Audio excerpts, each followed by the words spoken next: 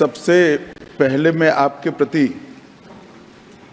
आभार का भाव प्रकट करना चाहता हूं कि इस महत्वपूर्ण चर्चा में आपने मुझे हिस्सा लेने का मौका दिया है। महोदय, ये चर्चा जो है,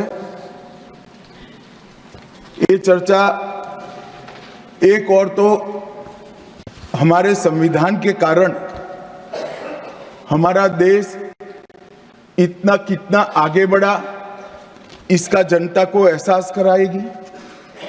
दूसरी ओर हमारे संविधान की मूल भावनाओं के कारण ही 75 साल में लोकतंत्र के मूल पाताल तक गहरे गए हैं, इसका भी एहसास होता है।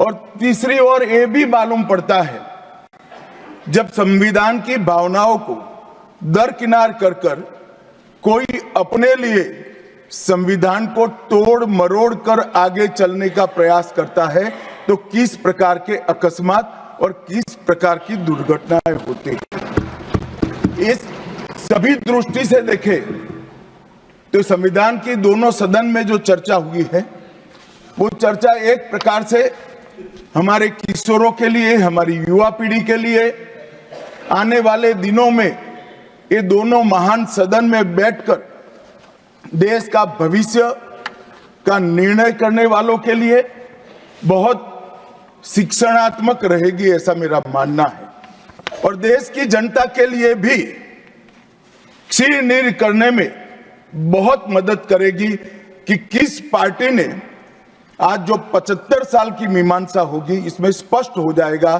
किस पार्टी ने जब जब जनता ने शासन अपने वो पार्टी के हाथ में दिया संविधान का सम्मान किया है या नहीं किया है। मान्यवर, बहुत लंबी आजादी की लड़ाई के बाद हम आजाद हुए। जब हम आजाद हुए तब दुनिया भर के कई राजनीतिक पंडितों ने कई आगाहियां की थी कि ये देश बिखर जाएगा, शायद बन ही नहीं पाएगा। कुछ लोगों ने ऐसी आगाही की थी कि यहां डेमोक्रेटिक वैल्यू प्रस्तापित हो ही नहीं पड़ सकते, एकता हो ही नहीं सकती और ये देश आर्थिक रूप से कभी भी आत्मनिर्भर नहीं हो पाएगा। और आज जब 75 साल के समय के बाद संविधान को स्वीकार करने के बाद पीछे मुड़कर देखते हैं तो सरदार पटेल का मैं धन्यवाद करना चाहता हूं कि सरदार साहब के अथक परिश्रम के कारण आज देश एक होकर मजबूती से दुनिया के सामने खड़ा। मान्यवर, जो कहते थे लोकतंत्र इस देश में सफल नहीं होगा, मैं वो सभी लोगों को इस सदन के माध्यम से कहना चाहता हूं कि 75 साल हो गए, हमारे साथ भी पास पड़ोस में दुनिया भर में कई लोग आजाद हुए, नई शुरुआत की, वहां कई बार अकस्मात हुए, लोकतंत्र सफल नहीं हुआ। हमारा लोकतंत्र आज पाताल तक गहरा पहुंचा है। अनेक परिवर्तन रक्त की एक बूंद बहाए बगैर हमने करे हैं और विचारधाराओं के आधार पर भी परिवर्तन करे हैं। अनेक तानाशाहों के गुमान, अभिमान और अहंकार को चूर चूर करने का काम इस देश की जनता ने किया है, मगर लोकतांत्रिक तरीके से किया है। और मान्यवर, जो कहते थे कि हम आर्थिक रूप से आत्मनिर्भर नहीं हो पाएंगे, उनको भी हमारी जनता ने, हमारे संविधान की खूबसूरती ने जवाब दिया है।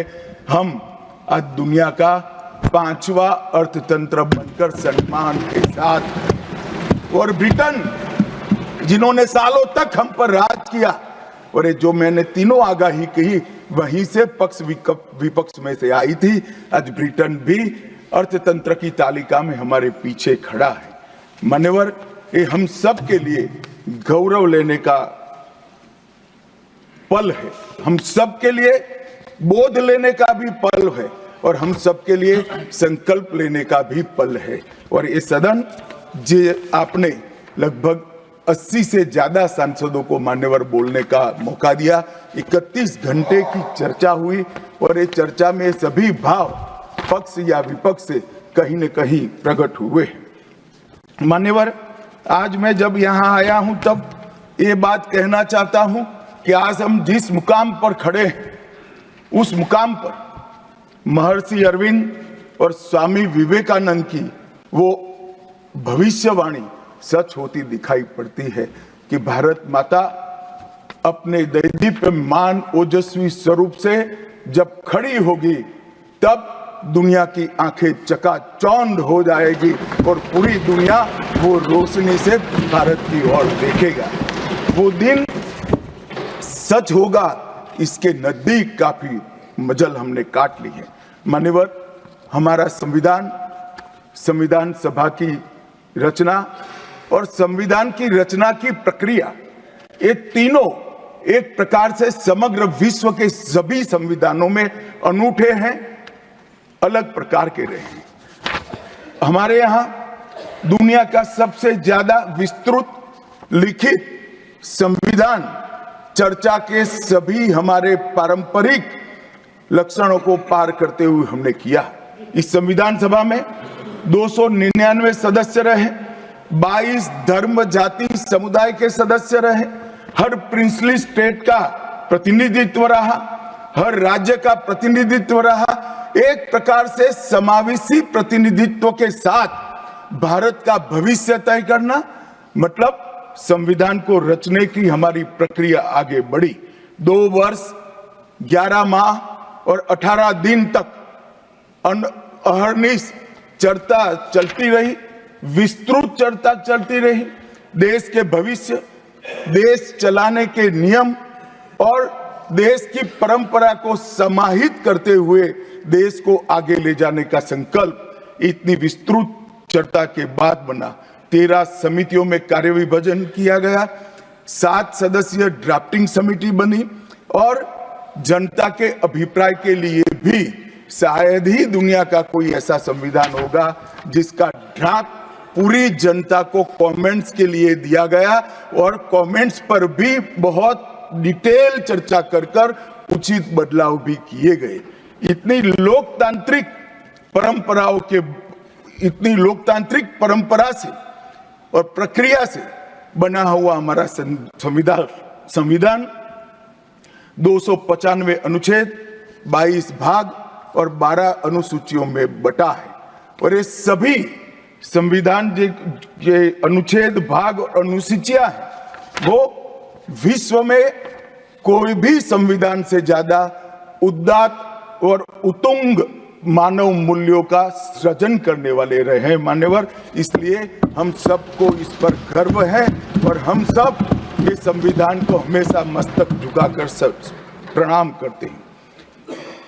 मैं एक विशेष उल्लेख करना चाहूंगा मान्यवर, नंदलाल बोस जो गुरुवर टैगोर के अंतेवासी थे, बहुत बड़े कलाकार थे।